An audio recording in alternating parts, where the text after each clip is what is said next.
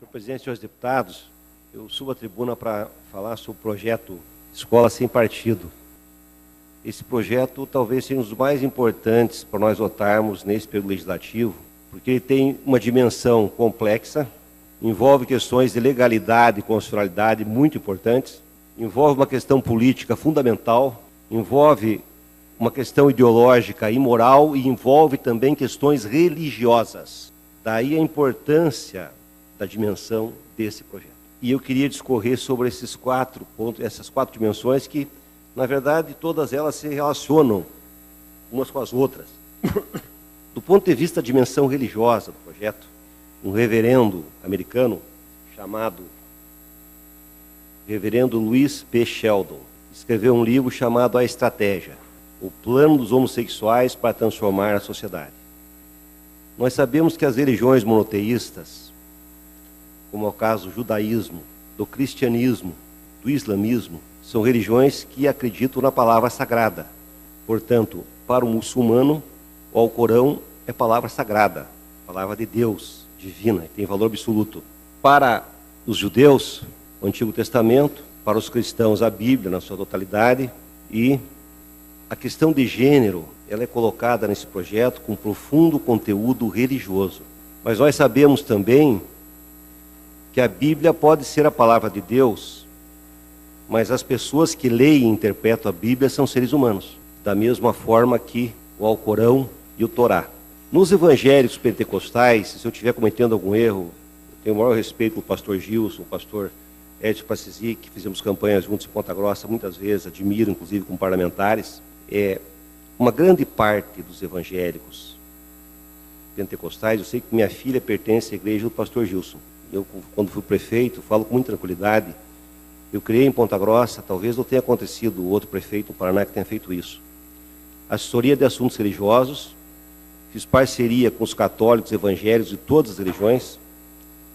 Inclusive, quero fazer um testemunho. Quando instituiu o parto humanizado, deputado Nelson, em um programa de planejamento familiar, eu tive mais apoio dos evangélicos pentecostais do que da Igreja Católica. Pastores da Assembleia de Deus participaram junto comigo, Igreja Batista. Então, eu estou fazendo uma coisa do fundo do meu coração, porque sempre que envolve uma questão religiosa, é difícil. Até do ponto de vista político, todos nós sabemos a força que os evangélicos têm no Brasil e cada vez maior. Eu tive o apoio na última eleição de vários pastores da Assembleia de Deus, da Universal do Reino de Deus, conheço o mundo evangélico, conheço os cultos, a dimensão de cada igreja, as diferenças entre elas. E a gente sabe que é difícil, porque a minha própria filha é evangélica. E os evangélicos crescem por aspectos positivos. Quem de nós não tem um amigo, um familiar, que abandonou a droga depois de uma conversão para uma igreja? Que parou de fumar sem ter que colocar, como eu coloquei, nicotina durante vários meses para poder parar de fumar, e foi muito difícil. Eu tenho amigos que pararam de um dia para o outro, que eram alcoólatras há dezenas de anos. A relação com o mundo das pessoas mais pobres, eu mesmo propus muitas vezes que, quando foi lançado o segundo programa de Dilma Rousseff, da busca ativa, que fizesse parceria com as igrejas e principalmente com as igrejas evangélicas, para ajudar o governo a buscar pessoas que nem sabem que têm direito a receber uma Bolsa Família. Eu tenho certeza que é o que todos nós encontramos nas nossas caminhadas pelas favelas, pela periferia das grandes cidades, seres humanos em profundo estado de miséria e pobreza que nem sequer sabiam que tinham condições de receber uma ajuda do governo. Então esse projeto coloca para nós uma questão religiosa, mas questões religiosas que hoje estão em profundo descompasso com o avanço da ciência. Quando nós pegamos a história do Renascimento, qual foi a hipótese na história da ciência considerada a maior hipótese científica de todos os tempos? A hipótese de Copérnico, de que o universo não gira em torno da Terra, gira em torno do Sol. Essa é considerada por toda a ciência a maior hipótese científica da história da humanidade até hoje. E pessoas foram queimadas da fogueira da Inquisição que abraçaram essa hipótese. Eu digo isso para falar sobre a questão de gênero. Não se sustenta mais a ideia, cientificamente, de que a identidade de gênero é dada pela biologia morfológica. Então a pessoa nasceu com o corpo de mulher, a sua sexualidade, se não for de mulher, é doença, é degeneração. Isso não é verdade científica. Então eu acho que esse tempo que nós temos aqui é muito importante, porque nós podemos fazer um debate com cientistas Se nós formos ler, por exemplo, no Google, tem orientação sexual. Inclusive o projeto fala em orientação sexual, a primeira contradição, porque orientação sexual é justamente entender que orientação sexual não é o fato de a pessoa nascer com o corpo de mulher ou de homem que dá. Claro que a grande maioria dá. Os cientistas mostraram que no reino animal, mais de 500 espécies do reino animal têm comportamentos que nós chamamos de homossexuais. Quer dizer, a própria biologia, no sentido mais amplo, diverge dessa noção. E o que o projeto faz no capítulo 1? Ele vem eivado de contradições, porque ao mesmo tempo que ele parece respeitar o termo orientação sexual, deputado Plauto, ele vincula no artigo, no parágrafo único, o seguinte: o poder público não se imiscuirá na orientação sexual dos alunos, nem permitirá qualquer prática capaz de comprometer ou direcionar o natural desenvolvimento de sua personalidade em harmonia com a respectiva identidade biológica de sexo, sendo vedada especialmente a aplicação dos postulados de ideologia de gênero. Para mim, pastor Edson, com todo respeito, ideologia de gênero é justamente achar que a pessoa que, apesar de estar num corpo masculino, tem uma identidade feminina, é um transviado e um doente. Isso é ideologia de gênero. Isso é ideologia de gênero, na minha concepção. Porque ideologia é aquilo que ofende a ciência, que é uma coisa que não tem sustentação na ciência, ou pelo menos na ampla maioria dos cientistas da humanidade que evolui. Não que a ciência tenha valor absoluto, também não acredito nisso. Não tem. Mas se nós pegarmos hoje os cientistas e fizermos uma discussão, vai se mostrar cientificamente que não é porque a pessoa nasceu homem, com sexo masculino, morfológico, que existem questões biológicas da orientação sexual que definem. Cientistas que estudam o cérebro dos homossexuais mostram que tem distinções e que existem outros fatores culturais, fatores do inconsciente coletivo que já a psicanálise e o Jung demonstraram. Não é possível que nós tenha tanta força no Brasil uma ideologia de gênero, essa sim é ideologia, que acha que a pessoa que é homossexual, a mulher que é lésbica ou transexual, são doentes que podem ser tratados, e daí deriva ações autoritárias, preconceito, homofobia, não das igrejas. Em algumas igrejas, sim. Porque eu posso trazer aqui depoimentos de alguns pastores na eleição do Sandro Alex, está aqui o deputado Plauto, na eleição do Sandro Alex. Eu recebi um depoimento, quando o Sandro Alex perdeu para o Vosgrau, gravaram numa igreja uma fala de um pastor. O que esse pastor falou sobre o homossexual é muito grave. Agora, nós respeitamos a liberdade religiosa, mas eu acho que nós não podemos deixar a coisa passando assim, com todo o respeito que nós temos que ter uma conversa honesta e sincera. Se eu respeito os evangélicos, eu tenho que ser honesto na minha diferença com eles. E acho que dentro do mundo evangélico tem pastores que pensam exatamente como eu, pastores da Igreja Batista, mesmo da Assembleia de Deus, mesmo de algumas outras igrejas. E esse debate não pode ser camuflado nem escondido por nossos interesses eleitorais. Porque para mim era mais fácil não falar nada, como para todos nós aqui. Até pelo carinho que eu tenho e respeito que eu tenho pelos pentecostais e pelas igrejas todas. Então, o projeto, ele começa no artigo 1º, dizendo o seguinte: direito dos pais é que seus filhos menores recebam a educação moral que esteja de acordo com suas próprias convicções. Isso significa liberdade na escola. Me diga uma coisa, um casal homossexual que adotou uma criança, ele vai poder exigir, nesse projeto, que a escola onde seus filhos adotivos estudam, a sua visão moral seja respeitada? O projeto se contradiz, porque logo a seguir ele diz exatamente o contrário. Ele diz o seguinte: o poder público não se imiscuirá na orientação sexual, está usando o termo de orientação sexual, que já vai contradizer logo em seguida. Nem permitirá qualquer prática capaz de comprometer ou direcionar o natural desenvolvimento de sua personalidade. Natural. A natureza. Quem tem corpo de mulher necessariamente é heterossexual. É natural isso. Quem trai a natureza é um desviado, é um doente que tem que ser tratado. Um psicopata, alguns podem chegar a isso, não é que algumas pessoas podem radicalizar esse nível, e alguns radicalizam. Mas depois diz o seguinte: em harmonia com a respectiva identidade biológica de sexo, sendo vedada especialmente a aplicação dos postulados da ideologia de gênero. Mas não define ideologia de gênero, porque para mim ideologia de gênero é exatamente dizer que a pessoa que nasceu em corpo de mulher tem que ter um comportamento heterossexual. Isso é ideologia de gênero, não o contrário. A parte, deputado. Então, dá sequência. A parte. Então, se nós pegarmos aqui, orientação sexual, pega no Google, uma coisa simples. A orientação sexual de uma pessoa indica por quais gêneros ela sente-se atraída. Atraída. Seja física, romântica e ou emocionalmente. Ela pode ser assexual, nenhuma ou raros ou específicos momentos de atração sexual.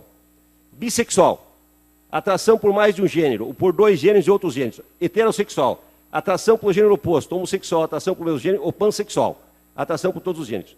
De acordo com, daí tem uma série de cientistas que analisam isso em profundidade. Se nós pegarmos 100 cientistas, eu tenho certeza absoluta que no mínimo 90 vão concordar com o que eu estou dizendo. No mínimo. Agora, essas questões que parecem questões simples não são.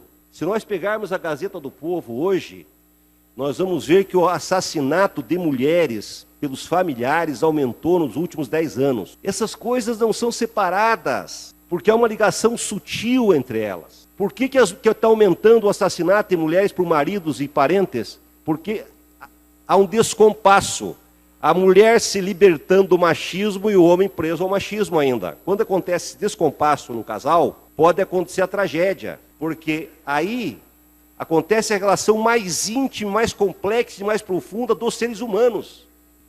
O machismo. O machismo não é uma questão, uma coisa do homem contra a mulher, é uma relação homem-mulher, os dois têm uma relação machista. E é baseado justamente numa ideologia de gênero que durante séculos, e que tem uma razão histórica para isso. Os cientistas também estudam isso. No momento em que as sociedades matriarcais passaram por patriarcalismo, o homem só tinha certeza que o fruto que a mulher gerasse era filho seu, se tivesse poder sobre a mulher no casamento monogâmico. Então se estabeleceu uma diferença entre homem e mulher. Com a liberação da mulher na economia, os direitos, a mulher vai se liberando, e quando acontece que não há uma aceitação, não há um equilíbrio no casal, depende da relação psicológica dos dois, acontece a tragédia. Eu ouvi, deputado Nelson, uma feminista que morreu agora, chamada Rosemarie Muraro, em 82, com a primeira vez que se falou de AIDS no Brasil, numa palestra do EPG, onde ela, feminista, diz: o grande ser dilacerado do nosso tempo é o homem, e não a mulher. Porque, como dizia Joaquim Nabuco, todo aquele que se julga senhor dos outros é, no fundo, muito mais escravo do que eles. É o homem que mata a mulher e se mata. O suicídio no machismo. E essas coisas têm ligação, então parece que não tem, mas tem. Porque o machismo é alimentado por uma visão atrasada e religiosa de gênero também. Então nós temos que respeitar, mas as religiões também evoluem. Veja o nosso Papa, veja a questão maravilhosa. Ele vai lá resgatar as pás energéticas do cristianismo primitivo e falar de São Francisco de Assis, e o primeiro ato que ele faz, ele se ajoelha e pede que o povo, a bênção daqueles que esperam a sua bênção. Exemplo de humildade. Quando pergunto para esse homossexual, o que ele diz? Quem sou eu para julgar outro ser humano? Senhores deputados, esse projeto é de extrema importância para o nosso crescimento de cada um de nós e da sociedade paranaense que nós, como deputados, representamos. Mas há uma dimensão política. Isso também é uma coisa que me entristece. Porque parece que está acontecendo no Brasil uma parceria entre os conservadores ao nível dos costumes, com os conservadores ao nível da discussão da economia e da política. Isso é que nós chamamos, na nossa visão de mundo, de retrocesso conservador. Quando há essa fusão, até por oportunismo. Então pode ser que um político conservador não pense, como pode acontecer na esquerda isso também, não só na direita, não pense como evangélico, mas ele se aproxima ou até vira evangélico para ter votos. Eu sei de pessoas que não são evangélicos e viraram evangélico para conseguir voto. Não vou entrar nesse teor aqui. Mas políticos que oportunisticamente, bom, agora eu fui católico, mas agora eu vou passar a ser evangélico porque eu vou conseguir votos. O pastor tal da minha cidade, que é uma igreja democrática, isso é muito importante, é uma igreja que não tem hierarquia rígida, não é uma igreja ritualística como o católico, tem razões para que ela cresça, eu já falei sobre isso, são aspectos positivos, valiosos, certo? É outra igreja, outra lógica, nasceu da reforma protestante, os evangélicos foram incinerados e queimados pela Inquisição, O mundo ocidental destruiu, através da Inquisição, todo o saber alternativo das ervas medicinais, das concepções religiosas diferentes, politeístas. O mundo oriental não fez isso. Não existiu Inquisição no mundo oriental. Por isso nós estamos aprendendo muitas coisas com o mundo oriental hoje. Então os evangélicos têm dentro de si também uma tensão permanente, como todas as igrejas, e tenho certeza que cada vez mais evangélicos passarão por cima dessa ideologia de gênero. Porque essa ideologia alimenta a homofobia, mesmo que o pastor não seja homofóbico, tem alguns que são, não seja, mas alimenta indiretamente, sutilmente. Essa visão de mundo alimenta o machismo que mata as pessoas e mata as mulheres. Ela alimenta de uma forma ou de outra, indiretamente, sutilmente isso. Esse projeto, nesse sentido, vai contra o processo civilizatório, naquilo que eu entendo que é processo civilizatório. E nós temos que avançar no processo civilizatório. E nós temos que impedir que haja no Brasil, porque isso é uma questão internacional. Por isso eu comecei citando uma estratégia internacional. Tanto que projetos igual a esse foram apresentados em todas as assembleias legislativas, não vão ser. E foram exatamente igual. E foram apresentados também no Congresso Nacional. Então, esse é o debate que tem que ser travado. Agora, tem a questão constitucional. Se eu ler o que disse ontem, e não pediu que a gente escondesse, né, deputado Lemos, o nosso promotor, que é respeitado, não é do PT. Sempre teve uma posição respeitada por todas as forças políticas, o doutor Olímpio. O que ele falou desse projeto, deputado Gilson? Ele falou, em primeiro lugar, o projeto na metade é uma cópia do que já existe. E toda a outra metade é completamente equivocada e inconstitucional. Agora, tem mais uma coisa do ponto de vista político. Tem uma questão simbólica nesse projeto que é muito grave. Eu, quando me defini pela política, estudava engenharia civil no Centro Politécnico. Um provinciano de Ponta Grossa, o guri, que teve uma formação religiosa muito sólida. Estudei no Colégio Diocesano São Luís, fiz primeira comunhão, me crismei, batizei. Minha noiva casou comigo vestida de branco. Eu estive... E naquela época existia o Ato 477. Um estudante que emitisse uma opinião contrária ao regime militar era expulso da universidade, deputado Nelson. Um professor também. Quando eu conheci o marxismo, e hoje tenho sérias críticas, mas acredito que tem grandes valores no marxismo, como em outras filosofias, é o saber que analisa como nenhum outro sociólogo, filósofo, analisou em profundidade como é que funciona o sistema capitalista onde nós vivemos. Eu marcava ponto para receber os livros da mais-valia. Um dia minha mãe, desesperada, fez uma fogueira no quintal lá de casa e queimou todos os livros. Porque se alguém fosse pego com as teses da mais-valia do Marx, podia ser preso. É muito recente a nossa saída do regime militar, faz poucos anos. Esse projeto tem um valor simbólico muito cruel, porque ele institui a delação anônima dentro da escola, pública e privada. Isso não pode acontecer. Isso é um retrocesso.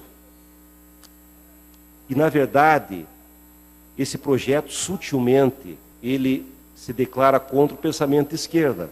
Ele não diz isso.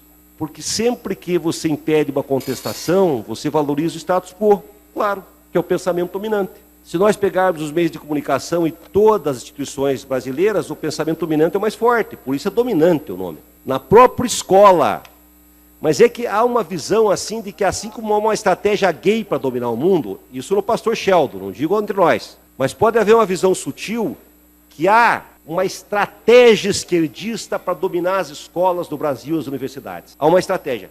E eu tenho certeza que quem ganhou a eleição nas escolas foi o Beto Richa nessa última eleição. Isso não existe. Pelo contrário, o senso comum está em cada um de nós. E esse projeto busca pegar setores que seguem o senso comum.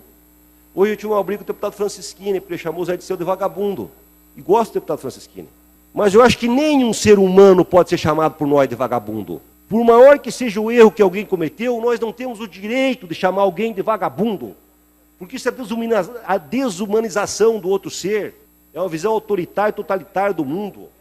Como se eu fosse o bom, os outros errados, maniqueísta, não pode ser aceito isso. Eu tive uma discussão com ele, que eu não gostaria de ter tido, mas fui obrigado a ter. A tarefa de um representante popular é questionar o senso comum e não sucumbir a ele. Por quê? O senso comum já é, o dia inteiro, valorizado por aqueles que mandam, não no Brasil, mas que mandam no mundo. Então, por isso, eu queria, para terminar o meu discurso, propor que nós fizéssemos um amplo debate com cientistas e religiosos. Vamos chamar pessoas da Igreja Católica, vamos chamar budistas, do Candomblé, da Umbanda, para que nós façamos um debate sobre o que se chama ideologia de gênero. E, por favor, vamos engavetá-la na gaveta mais funda da Assembleia, esse projeto, para que ele nunca mais volte à tona nesse Poder Legislativo. Com todo respeito aos que assinam o projeto. Muito obrigado.